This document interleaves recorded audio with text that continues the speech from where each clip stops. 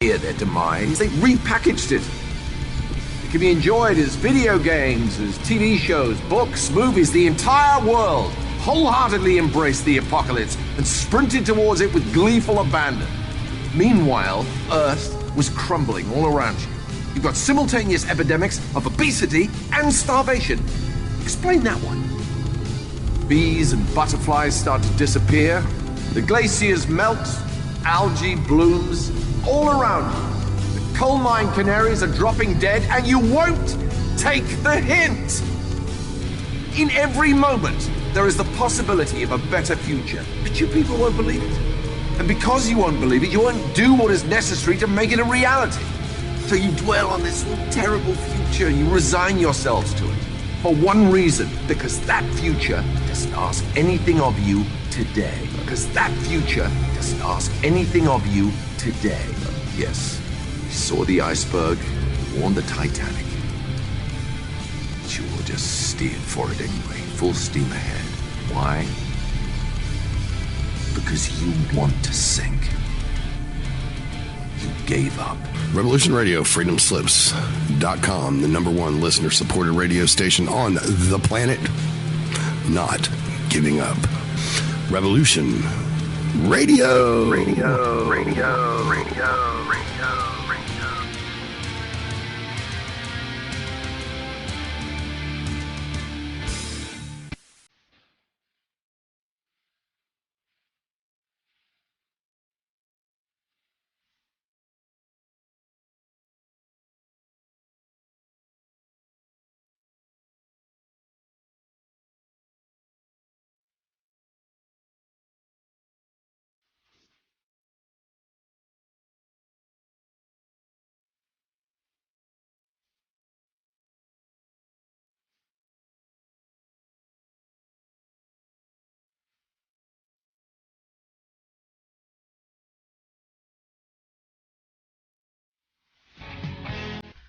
Revolution Radio presents Open Canvas.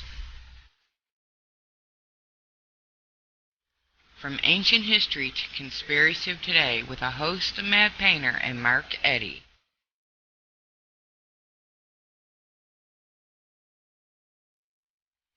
Join us as we paint a picture of history in ways most never get to see.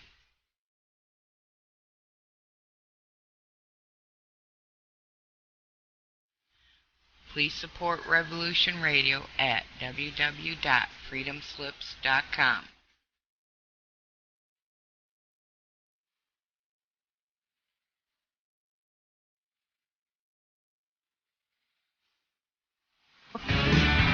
Take it away, guys.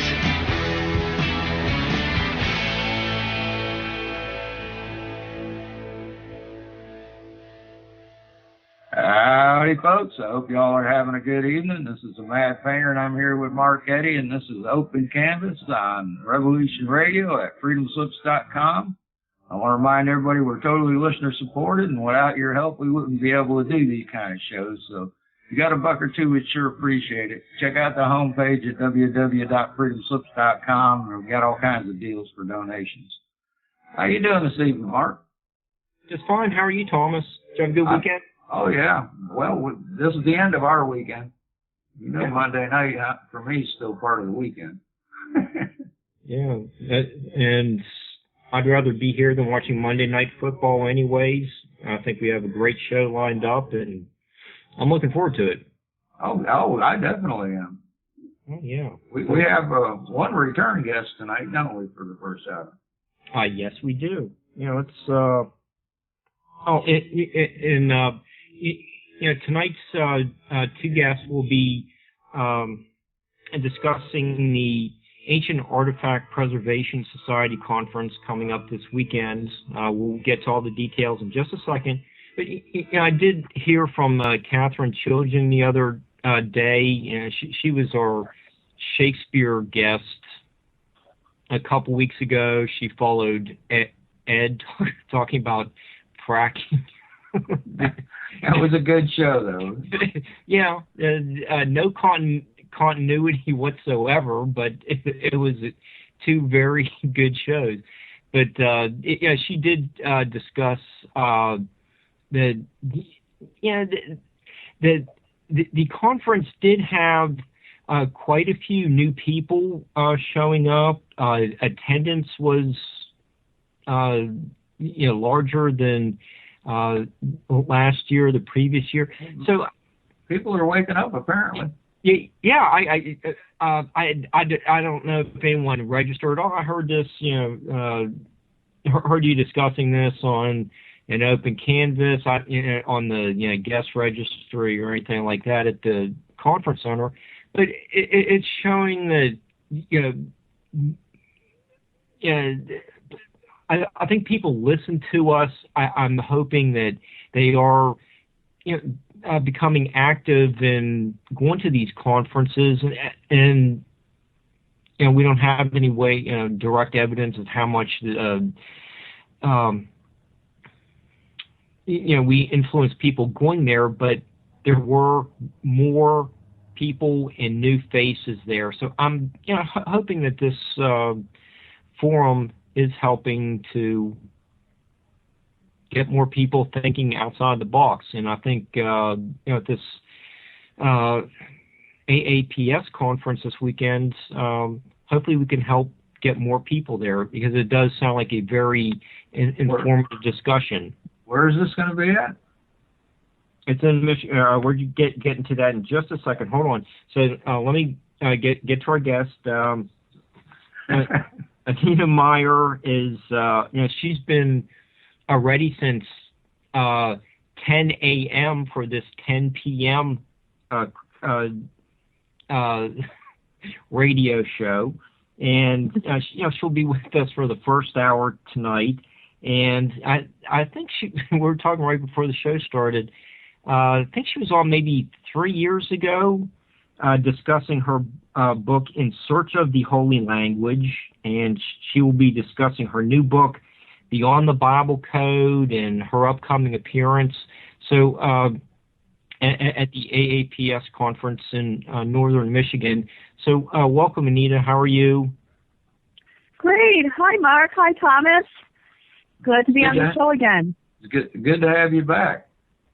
You wrote 3 years ago. You've had 2 books come out since then. Yes. I have 3 books. I have The Primordial Language, I have In Search of the Holy Language, and I have my newest book, Beyond the Bible Code. And I'm also working on a 4th book, which is going to be called Hidden Secrets of Scripture. Okay, that sounds interesting. And I'm going to be at the APPS conference October 9th, 10th, and 11th. That's the Ancient Artifact Preservation Society. And I'm going to be doing an hour PowerPoint presentation and lecture.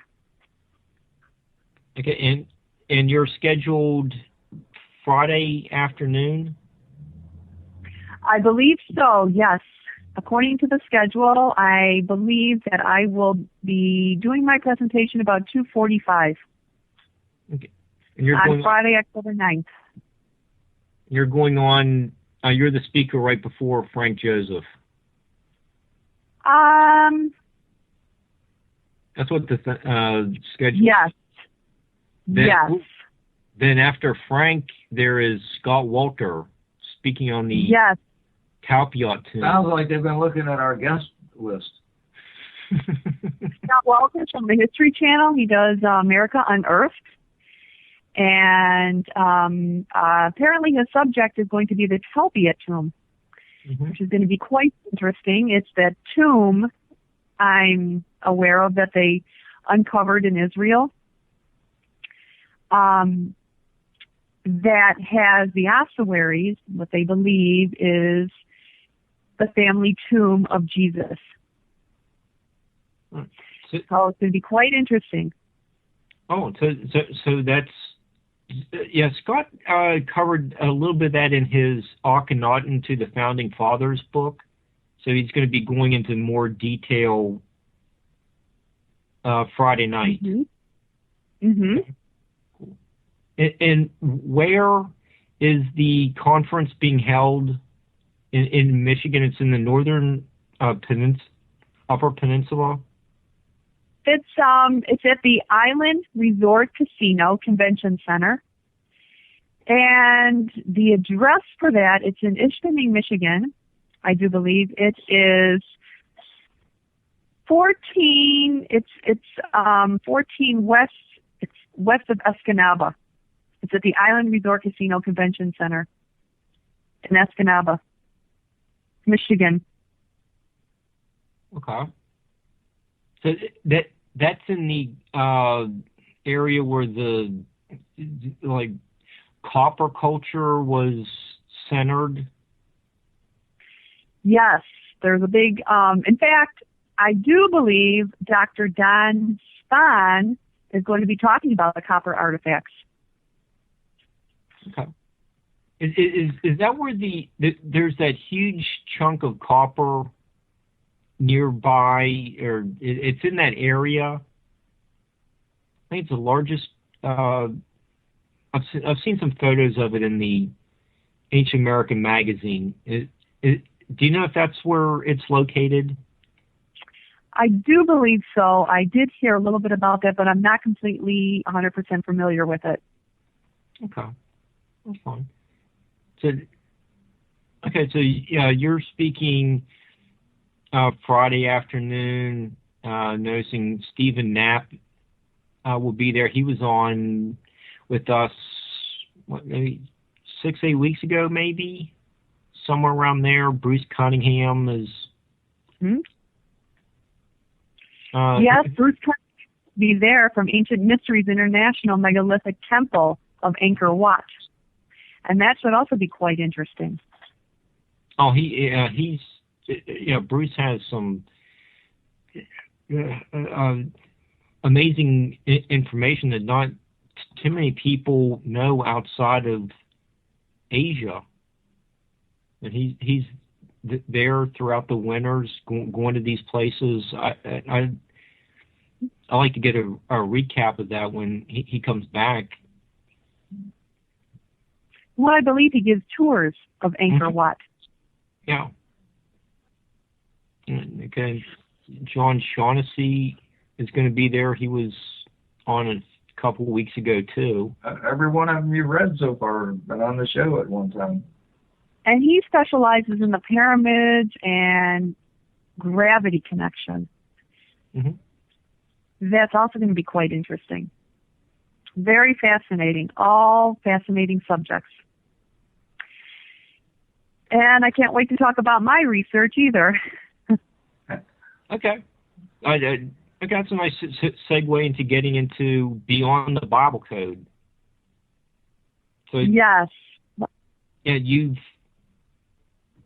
actually spent a lot of time in the Holy Land. You have been exposed to the culture, living right there among the ruins, where all these historic events happened. What was the influence on you?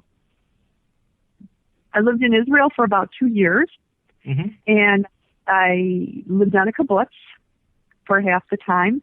And the other time I traveled around Israel, and I went to Masada, I went to the Dead Sea, I went to all the cities, Haifa, Jerusalem, Tel Aviv.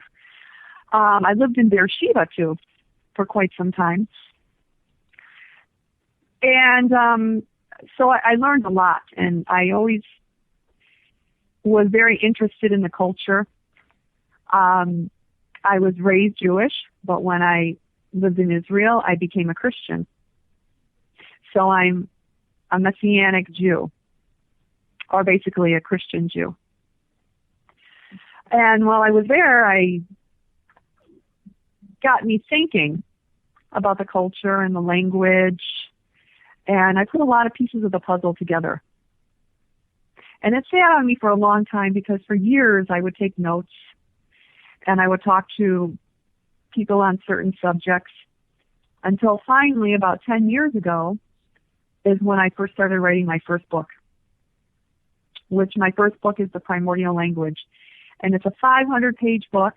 It's huge. It's got a lot of information in it. It's about science, religion, and spirituality. But the readers of that book told me that there's so much information in that book that it's almost becomes where, they have to put it down and they have to stop and think about it, and they never truly get finished reading the whole book. It's 500 pages, and it's very deep. So then I decided to take subjects out of that first book and write smaller books. Take a subject out of there and just focus on that subject. And so my two other books, my second and my third book, are only about 100 pages. And they go into deeper detail into specific subjects. And my second book, In Search of the Holy Language, basically what I'm trying to convey is that there was a one language, a primordial language, that at one time all human beings spoke. And this knowledge has been suppressed throughout the centuries. And because after the Tower of Babel, language was confused, and that's where we get all the languages that we have across the globe. But my book seeks to go in reverse and show that there was a primordial language, one language that everybody spoke, and that this one language is a divine language. And it was given to us by our Creator. And this language, it has inherent power in it as well. It's based on frequency and vibration, which controls all things in existence. So it is a divine language, and it's a single language, and it's a language that controls all things in existence. Very amazing. And to give you a basic idea about what that is that I'm a visual pattern recognizer, and so I recognize things in nature, and I correlate them with scripture and a lot of other things too, to put all the pieces of the puzzle together. But everybody's familiar with pi. We all learn it in school, 3.14. Mm-hmm. But there's other uses of growth that, such as the Fibonacci sequence, which is found in nature. It's basically when the next branch on a tree is going to grow. And there's a series of numbers that are within the Fibonacci sequence that when we divide them, we get the golden ratio, which is 1.618 or 0.618. And this mathematical unit is prevalent throughout all things in the natural world. And so with that, I sought to link it to finding strong evidence for a creator. So what I did was I turned to the Bible, and I was looking for one tangible piece of evidence of something that was said to have been given to us by said creator. But let me back up here. These mathematical units are in everything, okay? They're when the next branch on the tree is going to grow. They're in the human body. They're in animals and insects, cell division, DNA, hurricanes and tornadoes, the stock market, the life cycle of an atomic particle, spiral arms of galaxies, and even in the distances between the planets. Okay, so that's how important this mathematical unit is. Okay, it's in everything. And so, as I was saying, I wanted to link that to finding strong evidence for a creator. So I searched the text, and I was looking for one tangible piece of evidence of something that was said to have been given to us by said creator. And the only thing that I can find in all the text, even oral texts and other texts, was the 10 Commandments that were given to Moses on Mount Sinai. Okay, the script tells us they were inscribed by the finger of God. So I thought, if it's a creator that created everything in existence, then there must be some intelligent design to that writing. Okay? So what I did was I turned to the Bible, Genesis 1:1, where it says, in the beginning God created the heaven and the earth. But I took the Hebrew version from the Torah, and the first word is pronounced Barashith, and it means beginning. And I took the very first letter of that word, which is the Hebrew letter B. I said, if it can't be found there, it's nowhere to be found. And when I focused on that first letter, I realized that it had a unit of growth to it. It immediately caught my eye. It has the first letter of the Torah has a little leg that sticks out, then it gets a little bit longer, and then a little bit longer. So I thought there's a mathematical unit to that. So what I did next was test this theory. I took a bendable wire, and I bent it in the shape of that letter. I took another wire, and I spiraled it around that letter with the same exact units of growth that are found in nature, which is the Fibonacci sequence that feeds into the golden ratio. It starts out small, gets a little bit bigger, and then it furrows out. And that sequence goes 0, 1, 1, 2, 3, 5, 8. When you add the last two numbers together, you get the next number. And so I was left with this spiral form. Okay, and the reason why I spiraled it was because I wanted to get a dimensional image. Instead of just a flat surface, I wanted to get a 3D image. So I was left with this one spiral form, and then I started looking at it, and I was saying, turning it around, looking at it in my hand, and I said, what is so important about this spiral form other than it conforming to nature's law, the mathematical units that are found in nature? And as I was turning this spiral form around to my point of view in all different directions, I quickly realized that when I looked at it one way, it was the Hebrew letter B, but when I turned it upside down, it turned into the Hebrew letter T, Tav. When I looked at it another way, it was the Hebrew letter M, Mem. Another way, the Hebrew letter G, Gimel.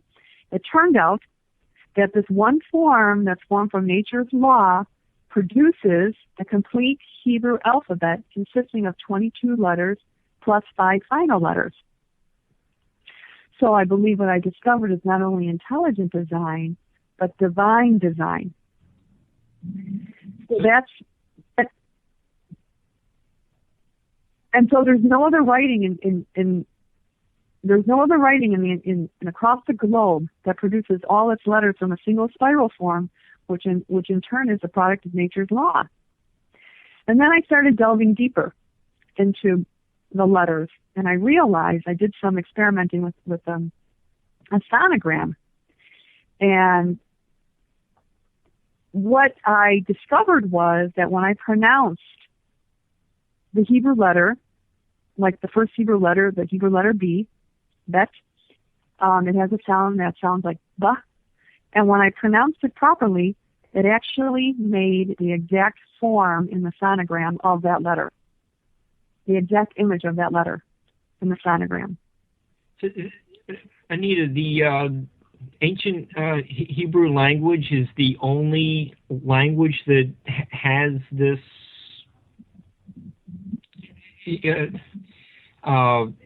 unique properties to it? Yes. It's the only writing that has intelligent design to it, that is a product of nature, of the mathematical units that are found in nature in the natural world. From my understanding, each one of the Hebrew letters also correspond to a musical note, don't they? Yes, each one of the letters has a specific sound to it, and the Hebrew letters are also based on the science of sound and frequency. And you get into the ancient books like Enoch. Enoch kind of talks about it, that the letters had, each one is a modulation. It's talked in the book of Enoch about weights and measures. Makes me think I ought to go learn Hebrew. Yeah, and it tells us, this is in Scripture, it tells us in the Old Testament and in the New Testament and in the book of Jubilees that Enoch was the first scribe in human history to learn this holy writing and language. Quite interesting. But so then my research goes quite deeper because I make a comparison of all the letters that have been found, all the writing styles of letters that have been found across the globe. And when I do my presentation at the APPS conference in Michigan, I'm going to be showing how these letters that are found across the globe share similarities there's a similarity with all the letters, showing that truly, they basically are the same letters, and they are a product of the Hebrew letters. So but then I also go on to like, for instance, I reveal how words, like for the word cat, in all different languages. It's a word that sounds just like the word cat. Like in English, we call it cat, but in Arabic, it's called kiti or kuta. Armenian, katu. Bulgarian, katka. And in Hebrew, the Hebrew word for cat is katul. So all these words that all the other languages use across the globe, we can tell that there's a similarity in the words. And then it goes deeper, because when we break the Hebrew word for cat is katul, which is derived from 3 following Hebrew letters, the KTL, which is the Chet, Tav, and Lamed. And those 3 letters specifically indicate to wrap around, which is what cats do when they sleep. And so then we get the word cuddle. Cuddle is also a spin-off of the word cat. And the word kitten stems from the Hebrew root word for a small child, which is katan. And the English word is kid, referring to a child. So we have kitten, we have katan, and in Yiddish, a small child is called ketzel, and in German, kinder, and in Dutch, kinderen. So there's a similarity in all the letters found across the globe, and there's a similarity in the language itself. And scholars know that the Phoenician and the Hebrew language merged into the Arabic, Greek, Latin, and Roman by way of the Mediterranean, which later separated into Germanic, French, Italian, Spanish, English, and many other dialects. So what I propose is that the language and the writing that we have comes from a primordial language. And it is a divine language, and it has inherent power in it. So that's what my lecture is going to be about, but I'm going to go more in depth.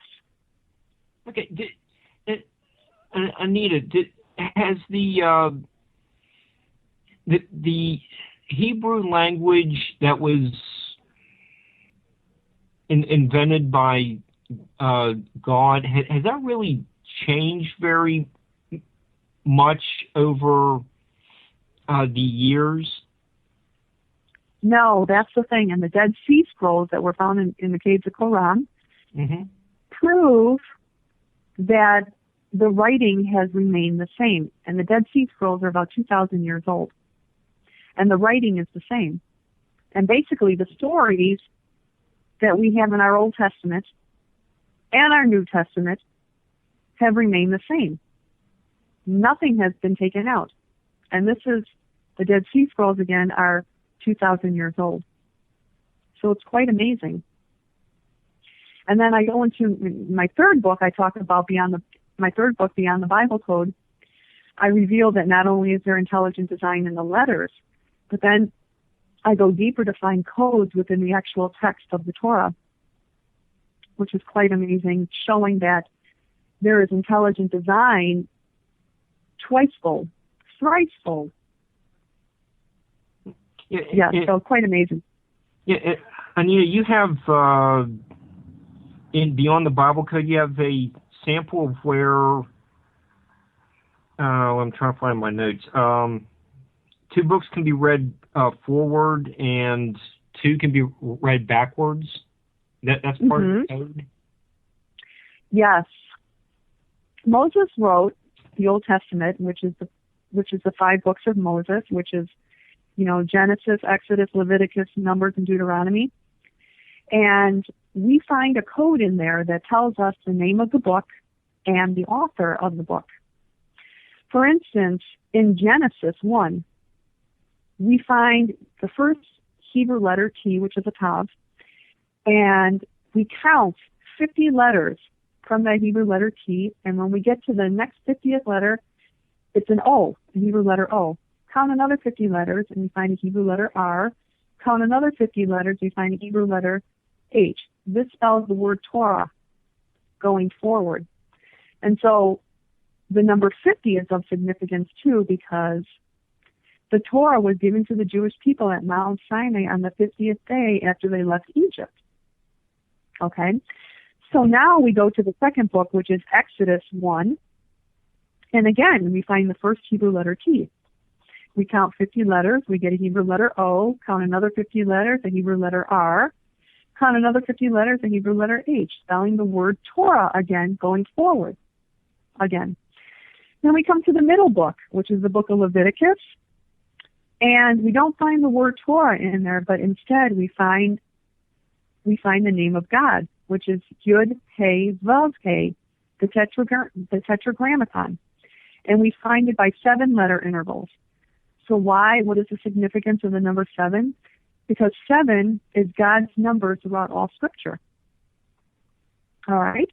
Mm-hmm. So now we go to the 4th book of the Old Testament, which is the book of Numbers, and we find the first Hebrew letter T. Count 50 letters, and again we get the Hebrew letter O. Count another 50 letters, we get a Hebrew letter R, another 50 letters, a Hebrew letter H, spelling the word Torah. But this time it's being spelled backwards. Okay? So then we go to the last book, the book of Deuteronomy, and we find the same code again. We find the Hebrew letter T, count 50 letters from it. Going backwards, we get a Hebrew letter O, count another 50 letters, Hebrew letter R, another 50 letters, a Hebrew letter H, spelling the word Torah. So we have the first 2 books of the Torah spelling the word Torah going forward. We have the last 2 books of the Torah spelling the name of the book Torah going backwards. And it's pointing to the center book of the Torah, which is the book of Leviticus, which has God's name, Yud, He, Vav, He. So we have the name of the book pointing to the author of the book. That's one of the codes, one of the well-known codes that can be found in the Bible, in the Torah. But in my book, I go deeper and I show a lot of other codes that could not, they are found in the context. The interesting thing about the Torah code is that it's not where you find the words, but where one finds them within the context of where one would expect to find them, and conspiring both with the story and with meaningful associated numbers. There is an intelligence there, and it cannot be coincidence. Oh, yeah, I was just going to say that that doesn't sound like a coincidence. It's all planned by the author. Yes. And I reveal a lot of these codes that there is no way you can look past it and deny that there is not intelligent design there. It's clearly showing that there is an intelligence. Anita, you also use, you briefly touched on it. You use several photos of, like the spiral galaxy, the spiral in a shell. You get the little, we call it like the spiral on the back of someone's head. That shows up. You have, there's all these spirals. It's just just one pattern found throughout the universe. Mm-hmm. And you discuss that pattern. You showed that's related to the Fibonacci sequence. Yes. Okay. Well, there's a mathematical unit that we have that's found in nature. Okay. Mm-hmm. And that's the Fibonacci sequence. It's when the next branch on a tree is going to grow. The number sequence goes 0, 1, 1, 2, 3, 5, 8, 13, 21, 34, 55, 89, 144, 233. It goes on like that. And when you add the last 2 numbers together, you get the next number. But there are 2 numbers that are in the Fibonacci sequence, which are 144 and 233.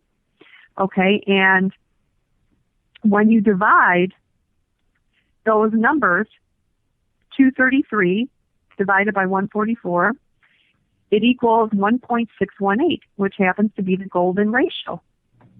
Okay? And so the golden ratio is a universal law. It is a mathematical expression used to explain the mechanism behind form and patterns of growth.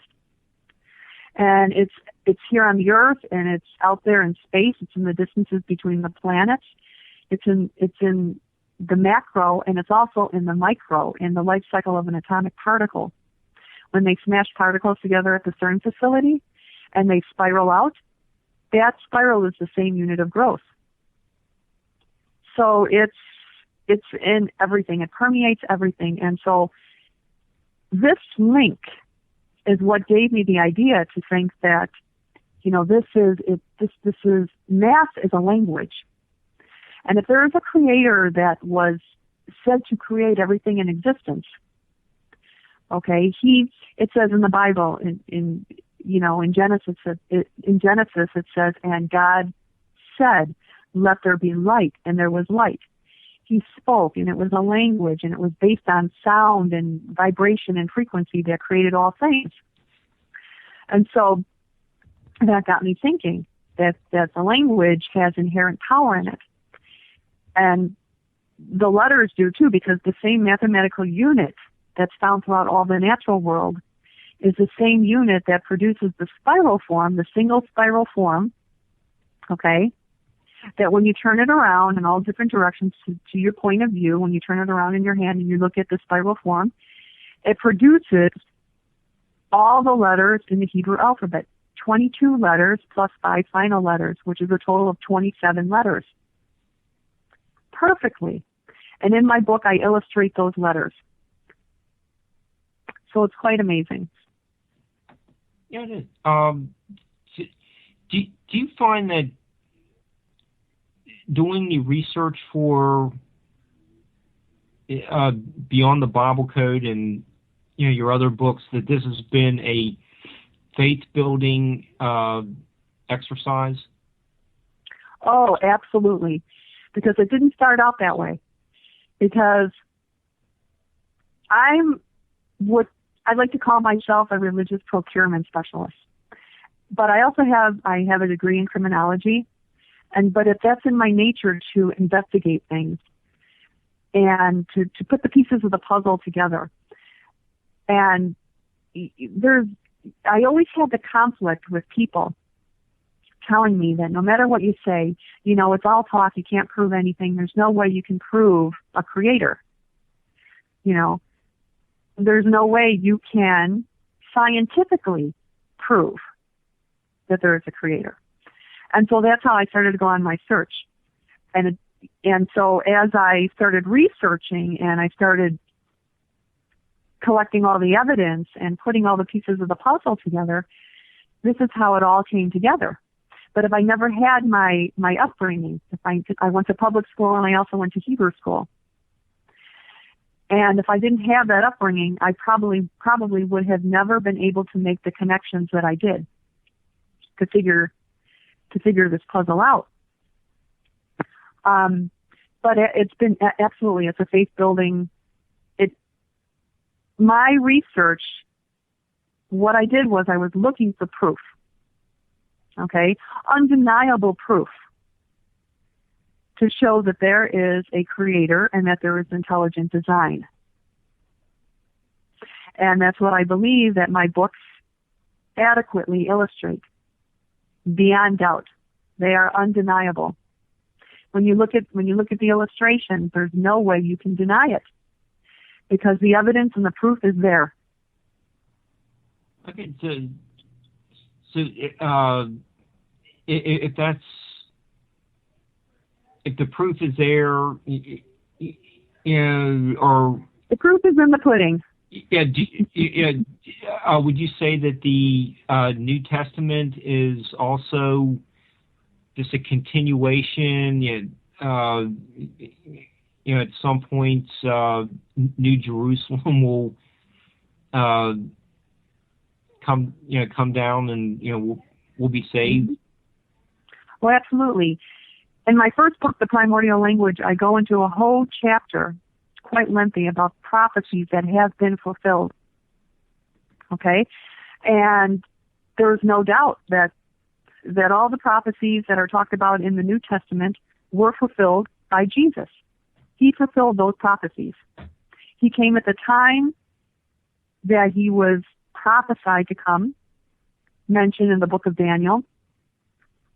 And all the prophecies about him, how he lived and how he died and his mission, those were all prophecies, and they all came true.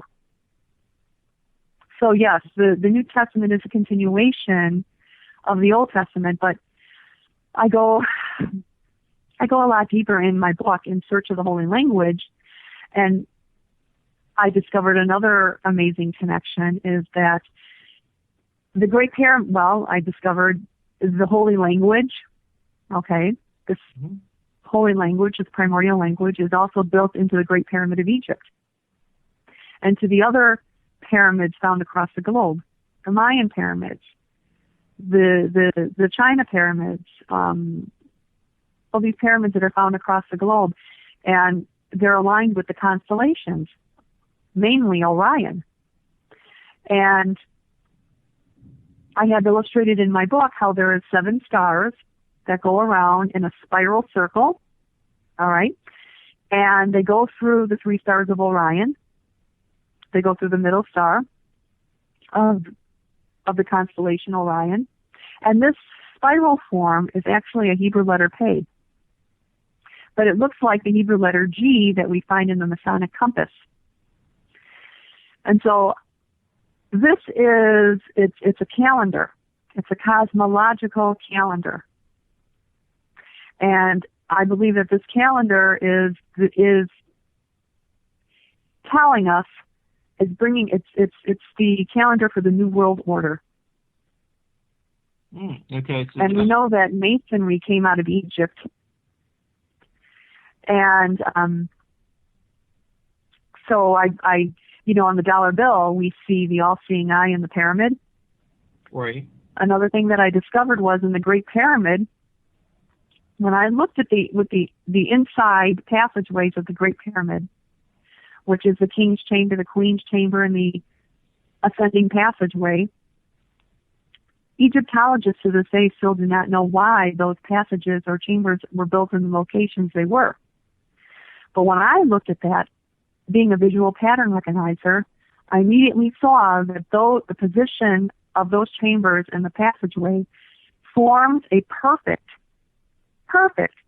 Hebrew letter ayin. Now, each one of the Hebrew letters has a specific meaning to it. Like the Hebrew letter B, the first letter of the Torah, means house. But the Hebrew letter ayin means eye, an actual eye, E-Y-E. And so when the Masonry came out of Egypt, and so when this country was formed, we put in, the founding fathers put onto the dollar bill a New World Order. And they put a pyramid with the all-seeing eye on the top of it. And that's a clue telling us that the Masons were trying to tell us that within the Great Pyramid is actually a Hebrew, it's a Hebrew letter ayin, which means eye. And that's why it's my theory that they illustrate an eye over the Great Pyramid, trying to tell us that the actual eye is in there, the ayin. And my research goes a lot deeper, because why did they put a Hebrew letter ayin within the Great Pyramid? And then it breaks down to the location of where they built the Great Pyramid, which is in the center of all the Earth's landmass. It's on the grid, coordinates 3030, and it's in the center of all the Earth's land continents. So why would they construct it in the center of all the Earth's land continents? And the only logical reasoning that I could come up with is that the Earth's crust is mainly granite. And granite carries the piezoelectric effect. In other words, when it's vibrated, it creates energy, like a crystal in a radio. So my theory is that somehow they generated the Great Pyramid, and I talk about my theories on how they did that in my book. And the Great Pyramid sent out a frequency throughout all the granite crust of the land continents. And the Great Pyramid today still puts out a frequency of 6.7 hertz, which is the Earth's most beneficial frequency. So basically, the Great Pyramid is like it's bioengineering, keeping the planet in health. It's keeping the frequency, the natural frequency of the Earth in balance, a healthy frequency. As we know, the frequency is getting higher and higher. It's up in the 10 range now. Okay, is that bad? I'm sorry, what? Is that bad if the frequency is going up? Or, well, it's not good. Balance if it's not good. Okay. It's not good. When the frequency gets higher, that means it causes agitation. And everything on this earth is, frequency controls everything. Light, sunlight is a frequency. Even rain has a frequency. So it's my theory that the Great Pyramid, and it could also be linked to, I believe there was a pyramid system, that all the pyramids that are found across, strategically placed across the globe, could have been all part of this. They were calendars, cosmological calendars, and they were also there to keep the Earth in healthy frequency, to bioengineer the planet. If the Egyptian and Mayan pyramids were, built all around the world, emitting positive frequency, the 6.7 hertz frequency, are you saying that the ancients were far more in tune than we are today, and that's why the frequency is increasing? I don't know what's causing the increase in the frequency, but I do believe that the ancients were more technical. They had a lot more knowledge than we do. Well, we have a lot of technology today, but this was a natural system. It worked with nature. Mm-hmm. I also talk about, too, in my book with the Great Pyramid, I also talk about the Tower of Babel and why it was destroyed. If you're familiar with the Tower of Babel, it says that, that after Noah's great flood, that they all went, Noah and his sons and their descendants went to the land of Shinar, and they all spoke one language. And the Bible specifically says this. They all spoke one language. And they went to the land of Shinar, and they proceeded to build a tower. And with this tower, they could do whatever they wanted. If you read the scripture, that's exactly what it says. With this tower, they could do whatever they wanted. And so I kind of read between the lines, and I was thinking, what kind of tower could this have been?